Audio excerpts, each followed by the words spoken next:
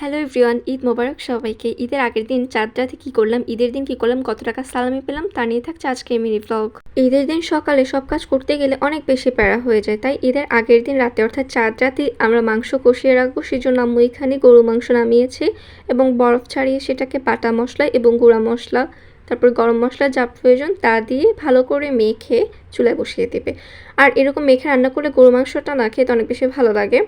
আর অন্যদিকে হচ্ছে আমি একটা কাজ করছিলাম, পরের দিন যেহেতু সেমাই রান্না করব তাই সেটার জন্য দুধ জাল করে ঠান্ডা করে ফ্রিজে তুলে রেখেছিলাম।